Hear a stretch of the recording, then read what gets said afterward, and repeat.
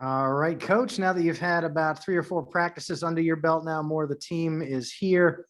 What's your take on the Aces heading into the second half of the season in terms of their preparation? Well, we still don't have a couple of our players practicing yet. That'll happen tomorrow. But I thought today was our best practice by far. So of this, short period of time we get to practice. They put the energy out there. Conditioning is still going to be a concern for us. I think other teams also.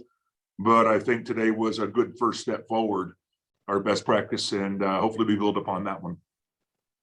Rafiq? Hey, Bill, how exciting is it that you managed to have 4 Olympians being on your current roster?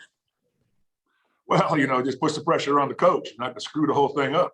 They all deserve it in their own way. Jackie and Plum were in the 3-on-3, which is a world unto itself, and they fortunate to won the gold medal, and the 5-on-5, which LC and Asia, yeah, they deserve that one too. They were the best team by far out there. So I'm more happy for the players than I am for anything else. It's one of those things that they're all first timers and they won a gold medal and you can never take it away from them. That's the big thing I told them was, you got one.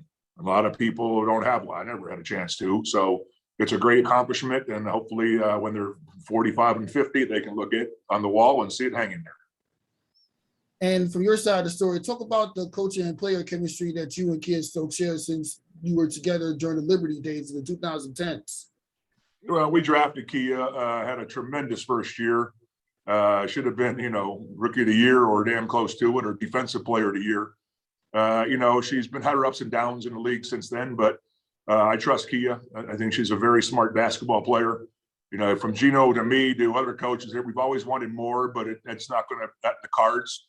But she's a solid role player and she rebounds. She knows her responsibility. She'll play defense, block shots, run the floor, set screens on time, make good passes, all the good things that a basketball player does to be a good teammate.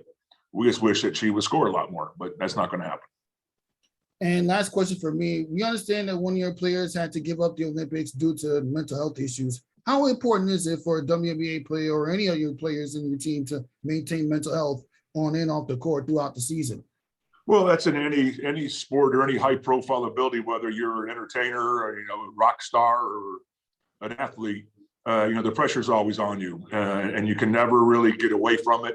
Even off the court or out of the gym, you're the pressure of who you are and the people wanting part of your time, it wears you down. So you need some breaks here and there. You need to get away. When I was playing, I always took the entire summers off. Because I just didn't want to deal with it.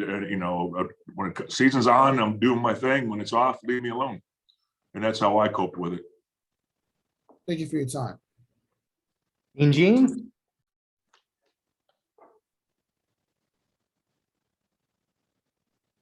Hey, Coach, is there anything that you plan to do differently in this second half of the season versus the first half of the season? Well, it's only a third of the season left, but not really. We may tighten up some rotations a little bit. Keep a hot player out there a little longer than I may have before. The playoffs are coming, and hopefully we're going to qualify for the playoffs. And it's just a matter, it's a whole different world, a whole different animal.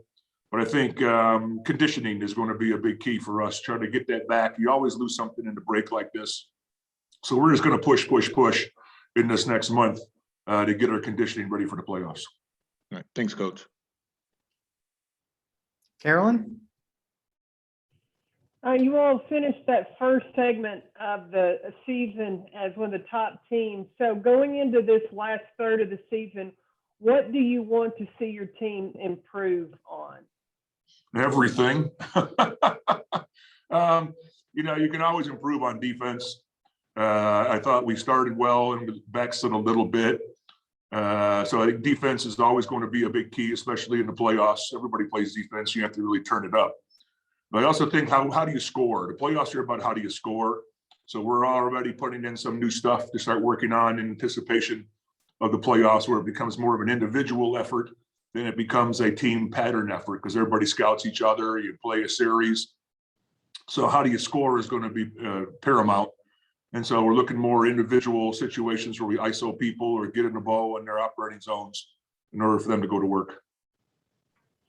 And then talking about the Olympians that haven't had much of a break, how do you incorporate them back in since they haven't had a time of rest? Well, they've had some rest right now. They haven't played for, 5 days, 6 days, and they're not going to play again for another 3. So rest isn't a worry for me. Timing is a worry for not being in practice and getting that timing down and understand he's always slippage, remembering some of the plays and how to be there on time.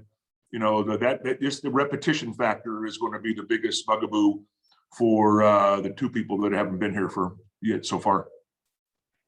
Great, thank you. Thanks a lot, Coach. We'll let you go. Got it. Thanks for joining us, everybody. We will see you all tomorrow.